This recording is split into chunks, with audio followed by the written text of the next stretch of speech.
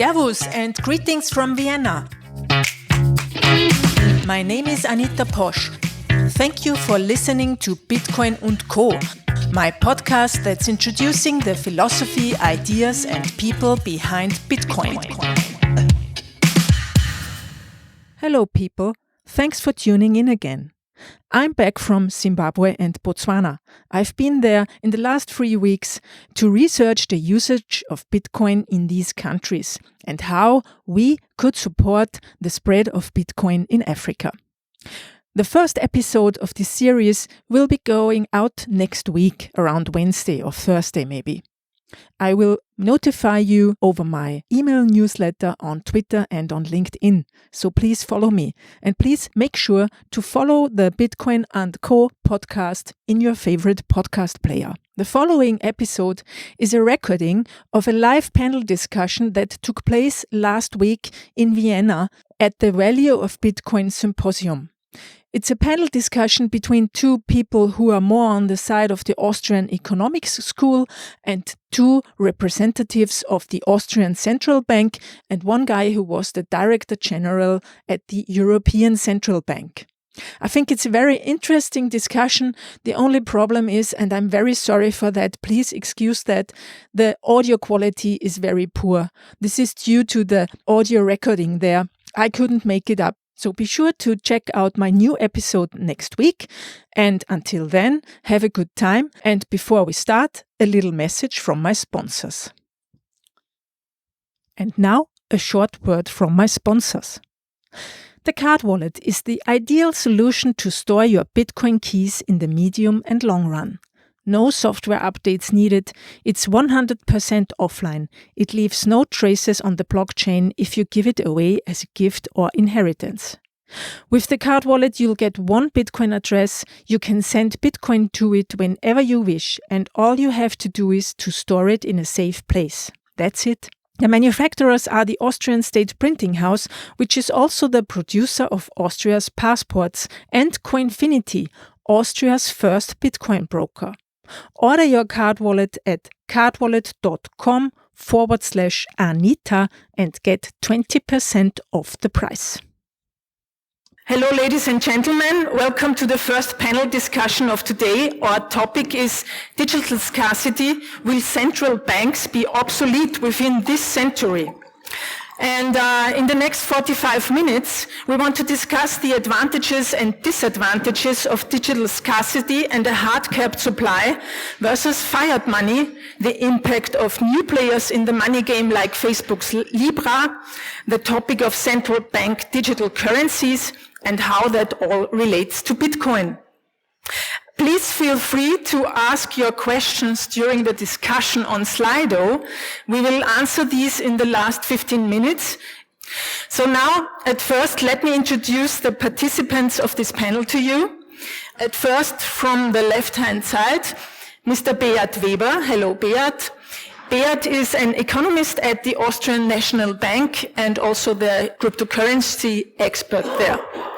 Then we have Rahim Tagisagedan. I believe he's the one and only Austrian economist located in Austria and a philosopher and entrepreneur. Then I want to introduce Arthur Stadler. Hello, Arthur. Arthur is the co-founder and partner of Stadler Völkel Attorneys at Law, a law firm in Vienna that is specialized on blockchain and cryptocurrencies. And here I may introduce Mr. Aurel Schuberts, who has been working for 25 years for the Austrian National Bank and was Director General at the European Central Bank. Hello, thanks for coming. So, let's start this discussion with an opening statement, please, by every one of you that will give our audience and also your partners a feeling where you stand in that discussion. The question is, what is Bitcoin in your opinion, and where do you see Bitcoin in relation to central banking? Please, Beat, start. Okay, Bitcoin has many aspects, but in economic terms, I think the most obvious, almost the best comparison in terms of what already exists is a collector's item. So a collector's item, like old records, old stamps, has two prime features which attract investors, which is a credible scarce supply, a fixed supply, limited edition LP from a famous group, for instance, and a good story about it. Yeah? Why is it attractive? Yeah? There's many scarce objects in this world, but some of them are ascribed value in the market, some are not. Depends on the story about it. And Bitcoin has for a time been neighbored by a great story. This is the future of money or a fantastic investment object or what have you. And it's scarce supply. So it belongs in the category of collector's items. There are many collector's items in the world. And yeah, the relation to central banking is not that obvious to me. Okay, great. I can start disagreement. Most likely. I don't think that Bitcoin is essentially a collector's item. I think you should go by the uses and the utility it has for people. I think that's a more practical approach coming from the Austrian School of Economics. Of course, we need to empathically understand why people are using it and if it functions this way. And there, I think, are two uses that have been most important for it, and then of course there's a technological question. If those uses have been fulfilled, I think they have been. The first use case is avoiding capital controls, in particular Chinese capital controls, and I think there's a legitimate need for that use case, and I think it has had obvious utility for that use case. And the second use case is the search for uncorrelated financial assets, which, of course, is a search for more and more exotic financial assets. And I think this utility, this use case is very legitimate, and it has proven utility because it has been the most amazingly performing asset class in the past. So just for very down-to-earth, realistic assessment of use cases, I think you see that it's more than just a collector's item. And also in relation to central banks, that in particular, those both two use cases are, of course, produced by central banks. First, capital controls are an obvious correlate and consequence of monetary policy interventions in the markets. And second, of course, the search for uncorrelated assets is a direct consequence of monetary policy. Continue here. I totally agree with your point of view, and but it's not something matching here or there. But what I see, or what the question is also, the pro side of Bitcoin. I see Bitcoin as a factual thing, first of all, and then going into legal issues, legal challenges. As a factual thing, in my humble opinion, we need to consider what's the pro side, which is quick transactions with very low costs, with almost no intermediaries. That's something essential. And then put on this, that's the basis. And put on this, we have to consider, in my function as a lawyer, and see the legal hurdles. We see also, which is pretty nice and pretty useful, especially in the e-commerce sector, you would need something like a digital cash. Something which is irreversible, and that's not the credit card system. We need it for the e-commerce sector, digital cash, yeah, like cash, irreversible action, which cannot be reversed, obviously. Yeah? So that's on the pro side. Obviously, there's always a con side, and we will later come to the discussion of CBDCs, which is very interesting and also a challenge for the national banks. On the con side, obviously, we have legal discussions on anonymity, on AML rules, on compliance with these rules. And later on, also with data protection when we get into the discussion of CBDCs. Okay, no, thank you. Thanks for the invitation. And I mean, obviously, the topic Bitcoin is very topical also for ex-central bankers and now professors. But maybe when you entered here, when you came to this nice palace, you might have seen that on the other side of the palace there is a sort of museum of illusions, and so maybe one day, sooner or later, Bitcoin will be one of the objects on display there. But coming to your question about central banks, I'm sure central banks and also to Thorsten Polleit, fiat money, I'm convinced, will not be an exhibition point anytime soon in the Museum of Illusions. So now maybe I'm a little bit biased after 33 years in central banking and both on a national and European level. And actually I joined central banking the year when Ken Rogoff wrote his famous paper about central bankers should be conservative. So maybe that affected it a little bit, but I don't want to be the party pooper here. And obviously there are plenty of experts who are very much for Bitcoin. But I think, it's clear that the market wants, the digital market wants and demands some quick, safe cross-border payment solutions available 24/7 and smooth exchanges. And they have a lot of current local payment solutions. However, they are not global. They are also compartmentalized, and so maybe they are not all fit for the globalized economy. But Bitcoin, in my view, is not a currency, is not the solution. And if you look at, we don't have charts, we didn't bring any charts. If you just look at the value development of Bitcoin, this could have been a good investment if you were at the right time entering. If you're entering at the wrong time, you might have lost 2/3 within a very short time period. So it's always a question also, like when to get in, when to get out. Now, why do people hold Bitcoins? And it was said, it's an asset class or so. I think the focus currently is on making capital gains. So on whole, the idea of buying cheap and selling high, selling to somebody else, finding a bigger fool, so to speak. So it has a little bit of, and also hobby of economic history. It sounds a little bit like a Ponzi scheme, and to finding a bigger fool to make the buck. And maybe that will be different once we are more stable, but currently the development has been very, very uneven. And you just mentioned capital controls, maybe in China, but in Austria, for instance, and in the European Union, we got rid of capital controls 28 years ago. So I think capital controls is maybe not a good argument, maybe the anonymity, but that's more in the con side, because as you mentioned, there are a lot of concerns about the wrong people using it for the wrong purposes. So, coming back a little bit to the functions of money, okay, Thorsten Polleit just convinced us there's only one function, but there are sub-functions, so we can still go to the three functions. But the medium of exchange function, currently, next to my university, the Wirtschaftsuniversität here, there is a nice traditional Austrian restaurant which is called Luftburg, and they are the only one I know which says on the menu that they also accept Bitcoins.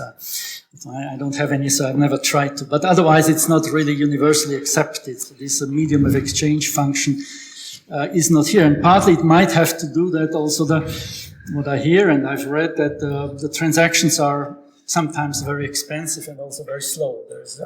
Take a long time, and it can be very, very expensive. So finishing for the moment, just to quote Benoit Curé, one of my former bosses, that, it's Bitcoin is a clever idea, but not every clever idea is also a good idea. Not to go as far as Augustin Carstens from the BIS said, that it's basically a combination of a bubble, a Ponzi scheme, and environmentally a disaster, because we haven't yet talked about the energy consumption linked to it. So that's my initial thought. Thank you very much. Actually, I have a lot of questions here on my iPad, but we could also just, maybe, Rahim, do you want to answer some of the biggest contrapoints, maybe, because there were a lot, actually? Sure, there's lots of disagreement. It was great. I really enjoyed your talk. I think it's actually one of your books that makes a very good case for Bitcoin, and that's the history of the Credit-Anstalt and the hold-on of the Credit-Anstalt. And there we see a pattern which is quite universal, I think, in the history of politics, and in particular monetary politics, as we see time and time again that the inclination of politicians, and in particular monetary field, will be to avoid short-run pain and consequences, but go for the long-term negative impact, and that they do by intervention, direct intervention through central banks, And we've seen that pattern repeat and repeat, and it's quite strange that that's not considered an obvious Ponzi scheme, because there's so much historical track record of it being a Ponzi scheme, with a lot of people benefiting, and really quite obviously people on the top of the pyramid. If you follow the money flows, where we have the Cantillon effects and other distortions, which obviously have the structure of a pyramid. So it's a kind of enriching and distribution that's been going on for a long time. And one of the obvious beneficiaries of this kind of intervention has been redistribution from the saver towards war-waging politicians, because without that kind of intervention, we wouldn't have seen this kind of destruction, which was very costly, very uneconomic, and only possible because we have these unsustainable pyramidal structures of redistribution and distortion in the field. And I think that one shouldn't look at it in the sense of a solution. You said Bitcoin is no solution, it's not universally accepted. I think it's a totally wrong way to look at it, because that's the totalitarian way. It's like there's one solution for everyone, and now we got to impose it, and as long as we are not convinced that it's the right one for everyone, no one should do it. It's kind of binary state idea, and that's the opposite of an open society, where you experiment, where you figure out if it can be a solution for your problems, your use cases, and that's why it's of value. It's an experiment that's going on. It may provide some solution. It has obviously provided solutions to people. So I think it's better to look at it from a dynamic perspective and not just ask the question, is it money or not, or what's the perfect money? Because Hayek has taught us money is an adjective. So it's about moneyness and people trying to figure out what has better and more moneyness, always bearing in mind that the future is uncertain for every one of us. So there's no clear-cut solution, and we cannot extrapolate monetary policy in the future. If you look at the past, we should be very wary about what's going on. We should be skeptical, we should be critical, we should be looking for alternatives, actively looking for alternatives, and the best people looking for alternatives are those actually in an entrepreneurial way or using the private funds, trying out experiments, maybe failing, most will be failing, but those who won't fail may be really crucial for the future of our society and the future maybe of the global economy as well.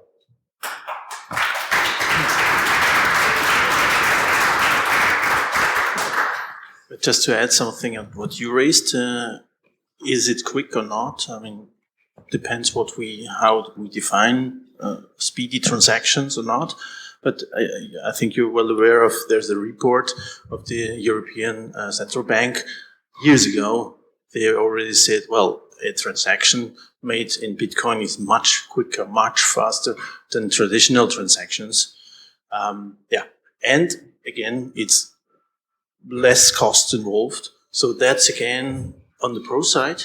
On the con side, you mentioned it, you just were fostering my concern, which is the anonymity, obviously, yes. But on the other side, it's a legal hurdle which is able to take. Yeah, we have seen that in Europe there's a new AML rule, new AML directive, the fifth one has been implemented, also in Austria. Since the 10th of January, we have a registration for service providers for virtual currencies. So this legal hurdle is able to be taken.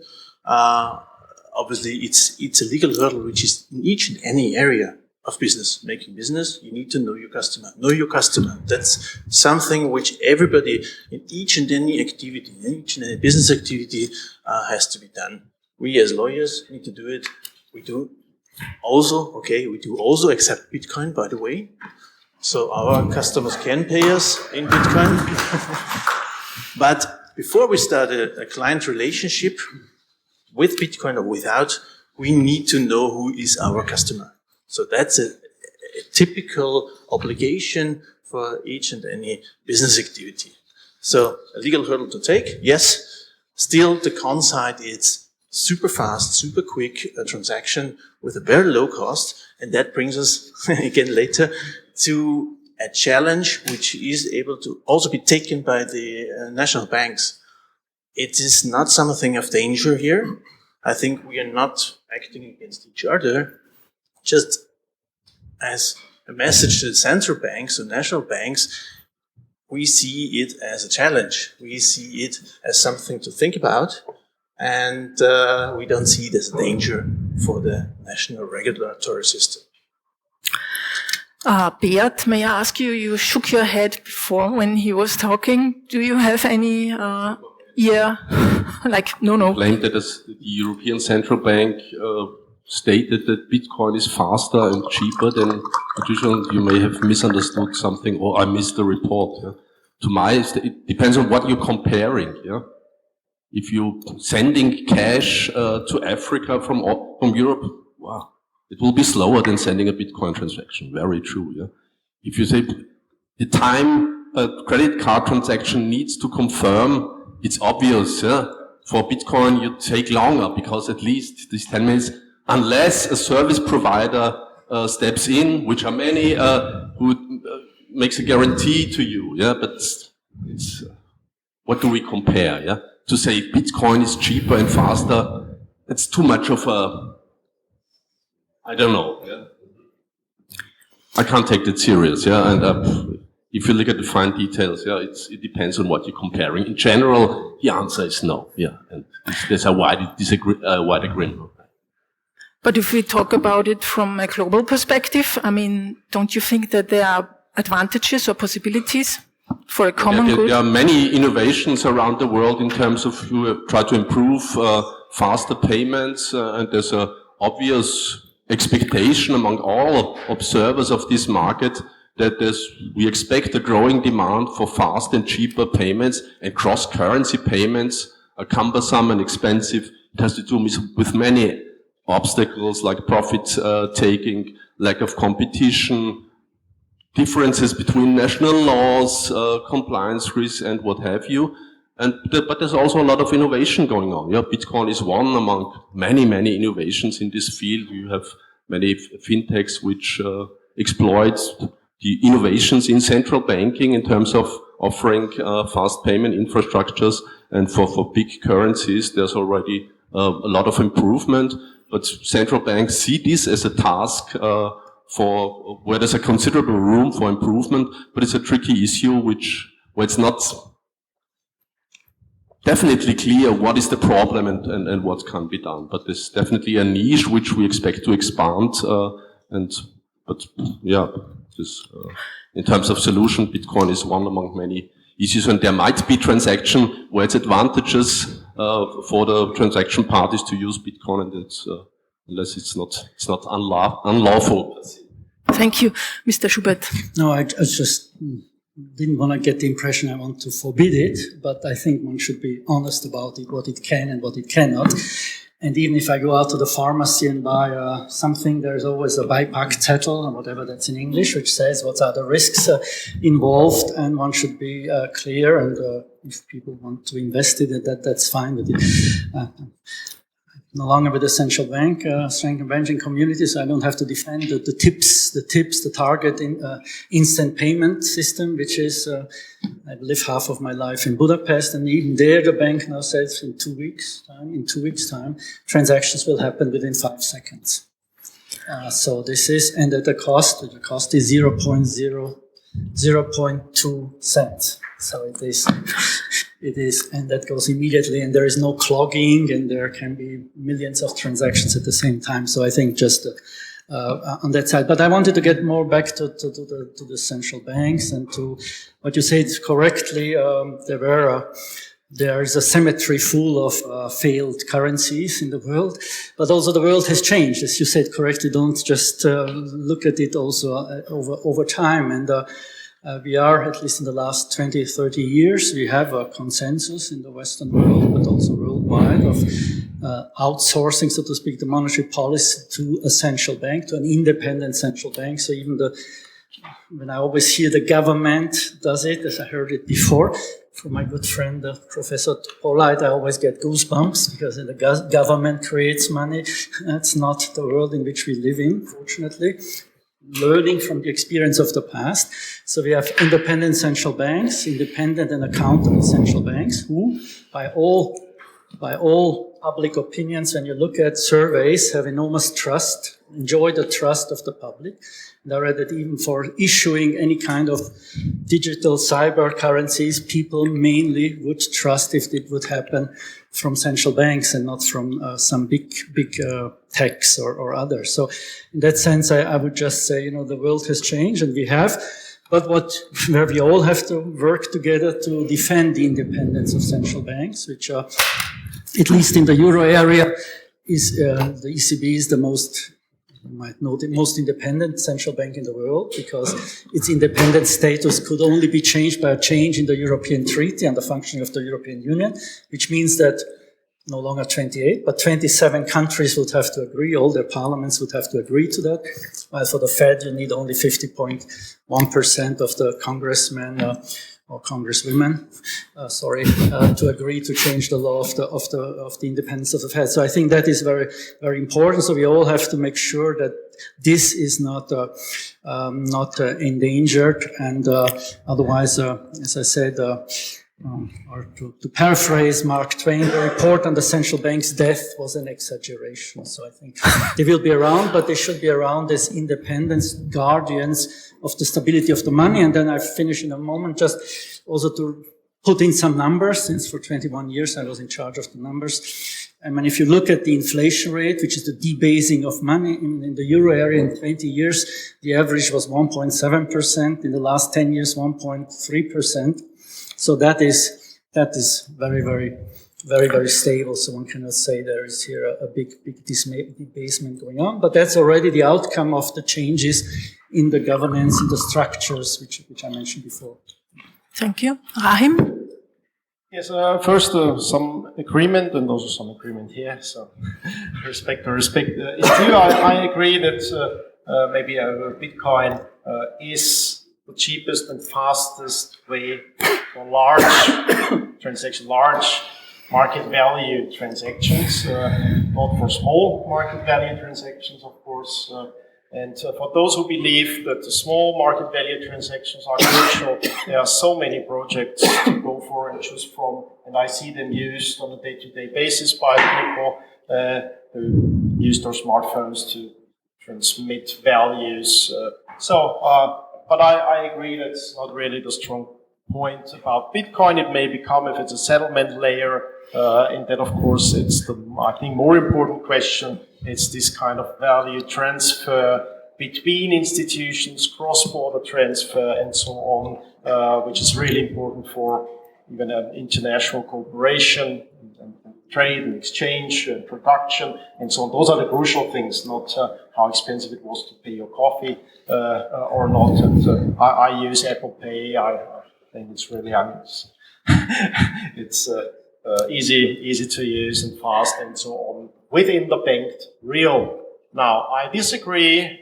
For some disagreement that there are no capital controls, and it's unlikely that we'll have capital controls. I already see capital controls if you define capital control as making it more difficult for compliance reasons to move money cross borders, and that of course for everyone who has to move money has seen that as the cost has increased and will certainly increase, and sometimes you even realize that for compliance reasons you're suddenly cut off from transfers. Right? The bank tells you, no, it's your money, but you can't move it there because we don't understand the business model of your investment, or you can move it, or you can't buy that asset because they don't take any European clients anymore for compliance reasons because it's too much of a hassle and so on. Large parts of US-based funds were cut off from European clients and so on. So I think it would be quite naive to assume that it's for everyone just a question of seconds and cents to transfer value, a real value. I think that's important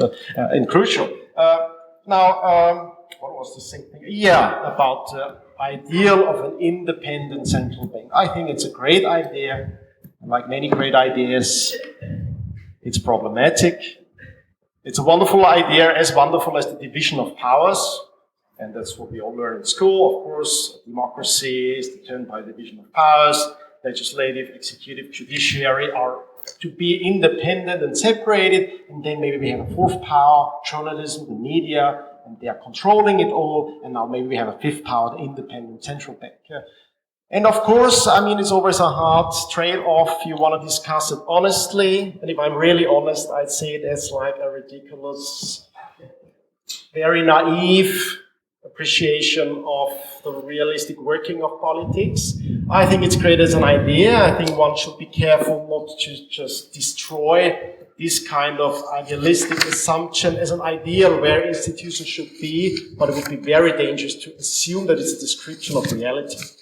Now, of course, central banks seem to have become more powerful, more important, thus independence is even more important.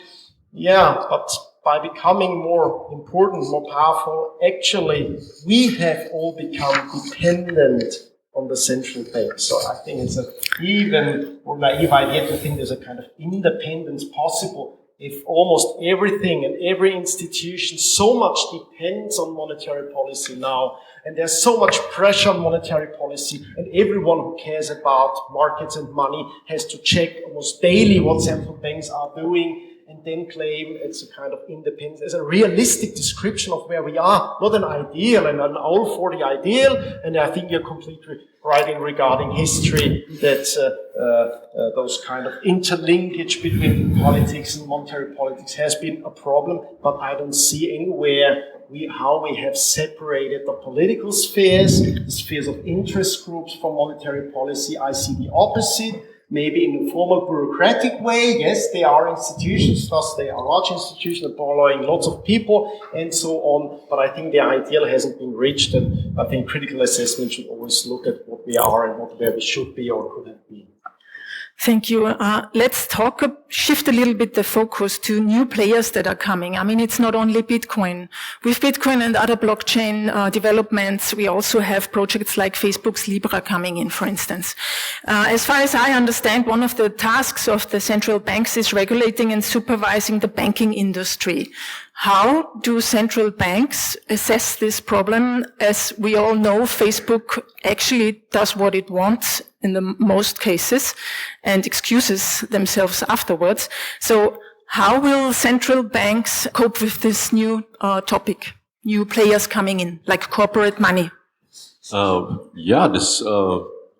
initiative taken by the Facebook-led consortium was an interesting, innovative idea which we took note of, and then the questions started to come. Yeah, that's what regulators and central banks have been doing. Put questions towards Libra, which looks like an attempt to establish a kind of private central banking arrangement based on a new currency, and the impression is that they haven't thought that much yet on what they're doing. They have put a lot of effort in technical stuff and borrowed ideas which they claim to have something to do with blockchain. You're better than informed than me on how to assess this claim, but they have only the vaguest of ideas about what a monetary authority, which they are practically proposing to be, is supposed to do, yeah? And which kind of rules apply for good reasons, and what are the expectations from a user's point of view and from a level playing field point of view, and all kinds of implication. And now they went home with a task list or a set of questions, don't know what they do about it, and I think authorities have made pretty clear, if you want to enter that market, consider this as a task list and come back later and tell me what you think about it. Arthur, may I ask you, from the legal perspective, where is Facebook Libra? Yeah, good question. Yeah, I mean, I just would like to respond to what you said, Beat. You said you took note of it, yeah, and we see that there's a lot of discussions within the central banks and even outside. Central banks feel the breath in the back, in their neck from Libra and others. Yeah. These developments are something to take note of, yes, to look at it, and there are major discussions at the central bank level. And we also see that, we observe that And that's something, yes, where this old system is going to run a bit faster. Yeah, we discuss what is quick or what is not, what is innovative, what is not, what is useful, but at least there is a discussion, there is innovation to take note of. And that's something important. And that's, that's one thing. The other thing is how Libra is established. Yes, indeed. It's a major legal hurdle to take in each and any country. It is not, with central banks, it's easy. It's a legal tender. You have a national currency that is by law legal tender. It has to be accepted. I don't want to defend here Facebook and Libra, but as a private institution or private entity, you will need to go the long path, the long way, having it accepted. You all know it if you are working with banks to get your licensing, to get your payment service license, to get your e-money license. That's a major hurdle. And Facebook obviously needs to take this hurdle in each and any country where they want to be active. So, and there, the legal discussion is not a big legal discussion, it's just a fact, point of consumption. Where you can consume that, there you need to be compliant. So, it's not where Facebook has its seat, it's where Facebook Libra is available, where the customer can obviously get this token. And there you need to be compliant. That's a fact. That's something to consider from a regulatory perspective. That's one thing. From financial market regulatory perspective. Plus, we have a major discussion, especially on Facebook. You said he was excusing himself in the Congress. The data protection is another hurdle, which is apart from that discussion here. It's a big issue, and I personally do not see how this is going to be solved in the future.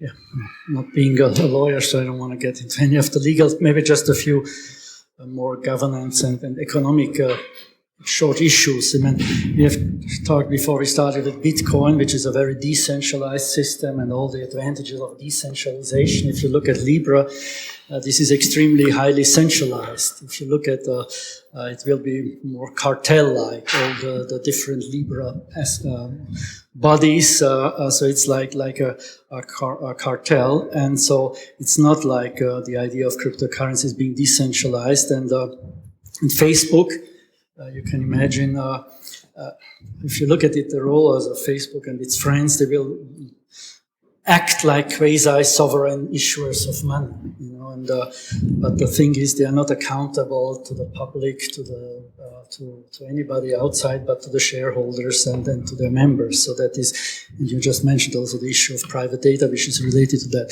But there's also a few other interesting points. Is, for instance, that it will be the Libra coins will be backed by reserves. So they will be backed by fiat currency, namely by bank deposits and short-term government securities. So it's at least funny because you're creating a private currency, but then at the same time you are trying to cover its value by reserves from fiat currencies. And then there are a few fundamental economic questions that there is no global lender of last resort. So what happens if something happens, which we don't know? And the Libra Association has only a limited liability.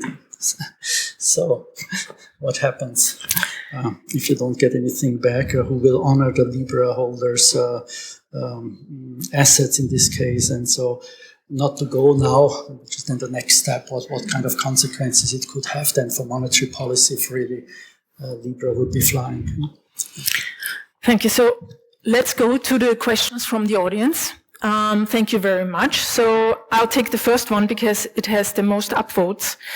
What leads you to the conclusion that the ECB is an independent central bank when it holds hundreds of billions of euros, for instance, of Italian government debt? Good, but that are two completely different things. You can mix up apples and oranges. It is independent legally independent, financially independent. Personally, I could tell you all the 5 things, which I just told my students at the Diplomatische Akademie this week, but the disparate aspects of independence. So in its decision making, it's independent of policy making. Nobody can tell it what to do, except it has to fulfill its mandate, which is clear from the Treaty on the European Union, ensure price stability, and then defined as with the famous 2%. And you know the story. But for that to implement your monetary policy, that's always been done, that you buy securities. Now, in the last few years, quantitative easing worldwide, a lot of securities have been bought, but they're all bought based on ratings, etc. So whether they are bought according to the capital key, so Germans, etc., German, Italian, Spanish, Austrian. So I don't see where is here the problem between independence and that you manage your portfolio like you manage your portfolio independently. What is the reason central banks accumulating more and more gold in recent years? For central banks to accumulate more and more gold in recent years? I don't know. Obviously here we have also a problem because the questioners are all anonymous. And I'm the fool here. The answer of each. No. No fools here. No fools here. I'm not aware. I mean, I'm aware that maybe some Asian central banks or so are buying gold. Russia. That's also partly Asia, but not the ECB, and but they also diversifying their portfolio. I think that's in line with the role of the dollar in the world system, which is changing, and there are more conflicts in the global economy or political system. And so when you buy gold, you sell a different thing. Yeah, it's not fiat currencies per se or something. Yeah, you want to reduce your dependence on other foreign currencies. I think that's the main motive for those central banks which do that. Because maybe just not to forget, once you hold dollars and you have the extraterritoriality of U.S. law, once you hold dollars and the U.S. doesn't like you, then you might not have access to your money anymore. And that's one of the big selling propositions of the Bank for International Settlements, why it is such a big institution helping central banks to place their reserves outside of potential political problems. Yeah, I mean, if it was stable, because there are very, very strict rules on where central banks can put their money, there are very strict ratings, etc. rules, and once Bitcoin should happen to be stable, one can look at it. Okay, next question. What would be the medicine package insert fine print for fiat money and for Bitcoin money? What are the top 3 points of danger? Are there any overlaps? So as far as I understand, the top 3 points of danger for fiat money and Bitcoin.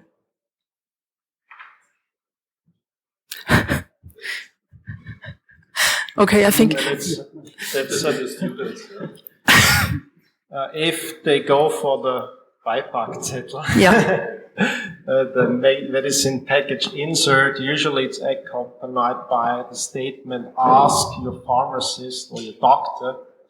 And then, of course, that relates to trust issues as well. So I would only, if I'm not trusting the pharmacy, I wouldn't read the package insert and probably wouldn't buy the drug on its own. So it doesn't really answer that much. And the question is, of course, and there's typically, I'd say, authoritarian answer that you gotta provide the package inserts for everything people are doing. It's this general idea that in every kind of question, there's a hierarchy of authority and experts who gotta decide for you and tell you what's good for you. And I think some issues are so complex with such a bad track record of those authorities that you need, and it's really hard to start there using your own mind and there to find out on your own what kind of risks you can take, who you can trust, who you can't trust, and that can't really be answered for you. Because if it could be answered for you,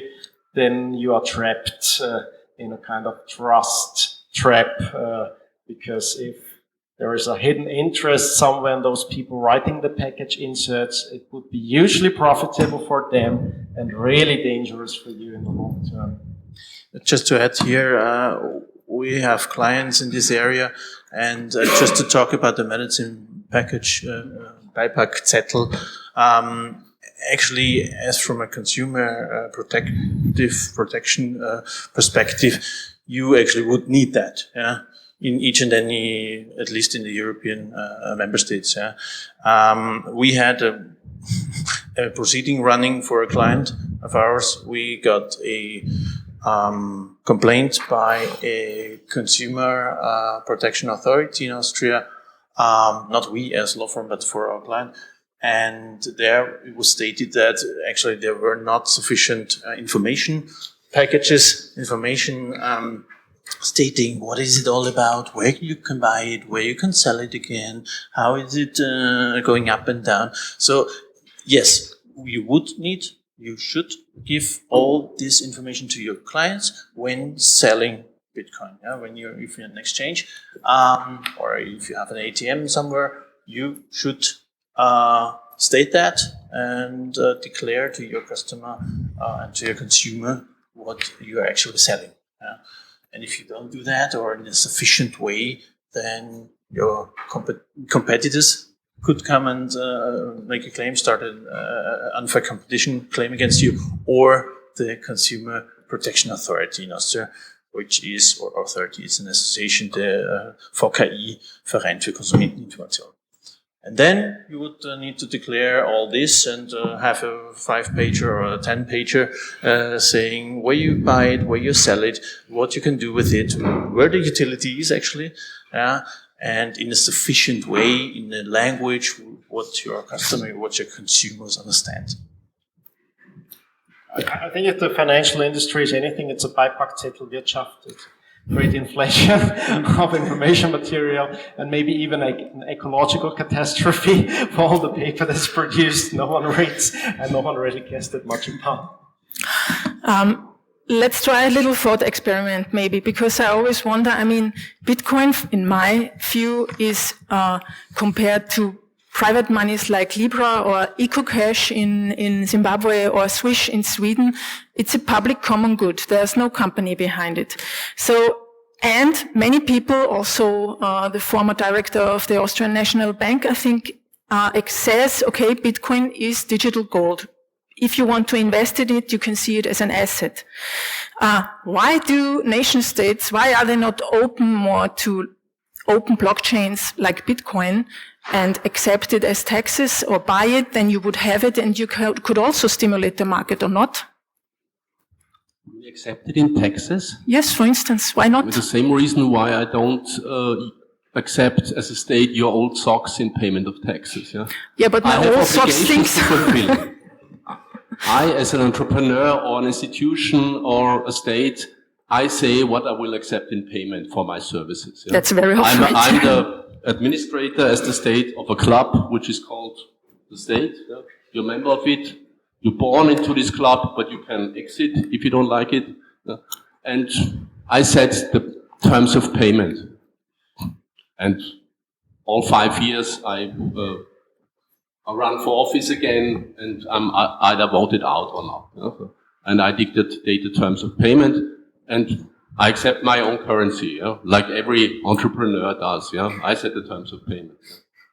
I'm not saying the state is an entrepreneur. Yeah, it's an institution who sells services. Sorry?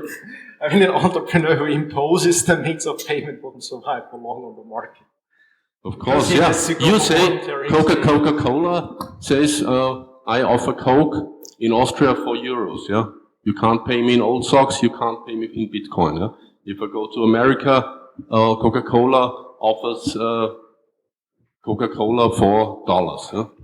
There are networks effect why they do this, yeah, because everybody else does so. But it's I can say I write a book and I accept only Bitcoin in payment. That's not illegal. Yeah, it's cumbersome for me. I have transaction costs, all kind of hassles, but it's not illegal or outlawed to accept different means of payment. My contracts. We can agree on that. Yeah? So the two of us, if we make a contract, it's not legal, but there are specific reasons why rarely anybody does this because it's enormously advantageous for most participants to accept the official currency. I like your statement where you say Bitcoin is not illegal. Actually, absolutely correct. Yeah, we have AML rules in Europe, in whole Europe. Bitcoin cryptocurrencies are not illegal. We have a law framework around that. If you buy, sell, you comply with it. That's totally legal. You have a definition. These are assets which are not given out by a central bank. But, and also I like also your statement where you say that's a club where you can say what's your payments and what not. It's a line by the legislator. The legislator is saying what's my legal tender, what's my national currency. If you want to change that line, we are in a different game. That's exactly what I agree with that. And maybe not in the next 5 years, but maybe in the next 10 years, there might be some national banks who actually consider buying cryptocurrencies. Why not? Just to put a little bit maybe here, practicality or reality into the world. I mean, just imagine on the 18th of March, the finance minister will give his budget speech. So he's going to what is his budget proposal. So he will be very clear on his expenditure side.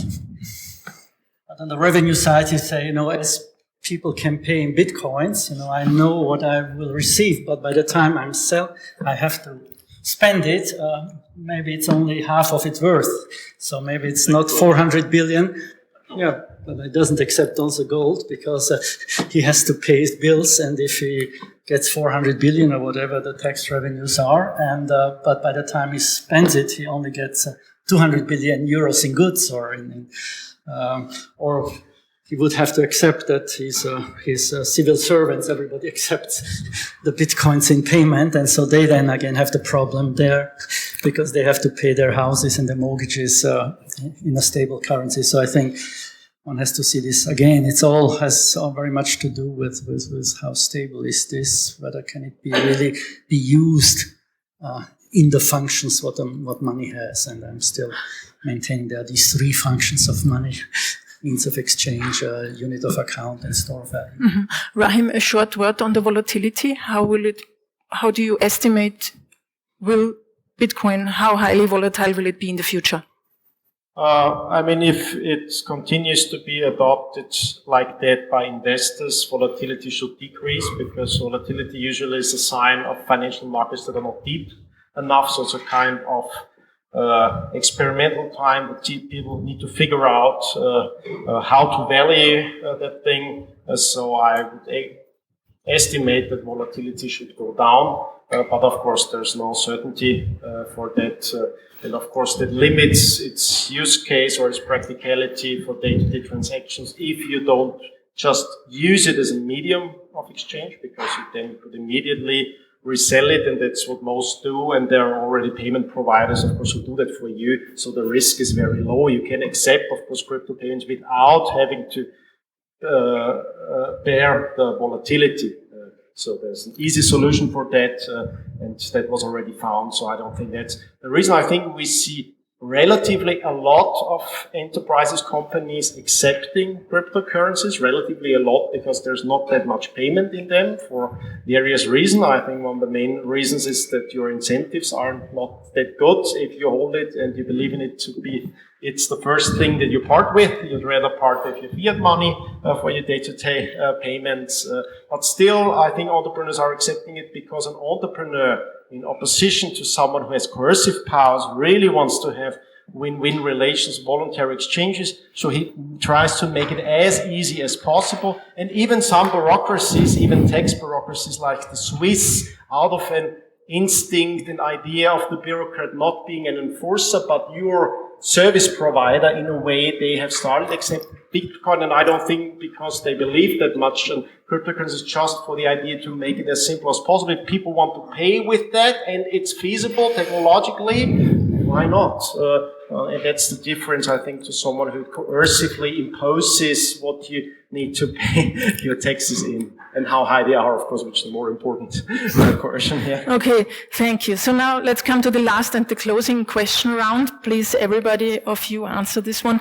As far as I know, and correct me if I'm wrong, but if we go back in history, in the 17th century, the first central banks were established in the Netherlands, England, and Sweden. In 1816, the Austrian National Bank was founded, the US Federal Reserve in 1913. That's only 107 years ago. The question is, looking at the potential of Bitcoin and other cryptocurrencies, is there a possibility that in the same time central banks might be obsolete again? I ask a central banker, Beat. That's too much of a thought gap for me. I don't know. If many people see many advantages in anything that's on offer in the Bitcoin universe, that might be the case. As far as I can see, I'm not able to see them, and most people I know, but maybe I'm in a bubble, don't see that either. But, well, who knows the future, yeah. Rahim? In one sense, of course, central banks are already obsolete because they are not fulfilling the function they were built to fulfill. And I think it's quite obvious if you study the history of central banks that they are in this sense obsolete. And I think it will become more and more obvious that they are obsolete in that sense. That doesn't mean that they are going to disappear. If things really change on an institutional level, usually it's not because everyone agrees in a room and then the experts say, okay, oh, we really now need to adopt Bitcoin because central banks are not working. No, it happens for competition. And that's the only change to monetary policy I see through competition, of course. And we may even see some central banks perceiving their role in a competitive way. And I think geopolitics, for example, has been underestimated in trying to answer some of the questions before, like central banks even buying gold. So we can rule out that some central banks may buy cryptocurrencies in the future. And that's usually the way. It's not by understanding and experts determining if Libra now is compliant or not. Usually it's for competition and maybe geopolitical competition. Maybe just the US realizes that Libra is really good for dollar-backed assets, so they'll be more favorable towards Libra. And that's a more realistic assumption of how changes like that happen. So I think we're in very interesting times. We'll see lots of change during the next decade. Some of it to the worse, some of it to the better. I'm optimistic in the long term, and I think cryptocurrencies will have a role in that change that's happening right now, or part of the changes that are happening right now. Mm-hmm. Thank you. Arthur? Follow this line. Again, also, my statement is I don't think that central banks will disappear. There is a certain political will that you have such institutions, that there is something tangible. Let's call it like this. On the other hand, we didn't have this word today, disruptive. Yeah, I hate this word, but anyway, Bitcoin questions systems, institutions, intermediaries. There is a certain speed. There's a certain cost pressure.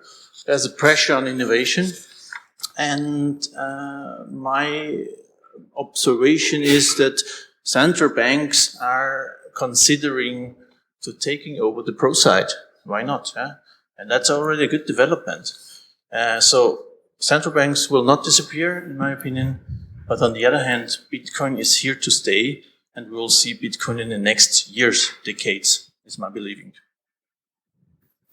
I agree that central banks are here to stay. I think I said that before, and as I paraphrased Mark Twain, that the report of the central bank's death was an exaggeration. So it's I believe it's here to stay because they fulfill a useful function, and I have to disagree with Rahim that they don't fulfill their mandate. At least the ECB's mandate is clearly stated in whatever article it is, in the statutes and in the Treaty on European functioning of the European Union, where it says the task of the ECB is to maintain price stability, full stop.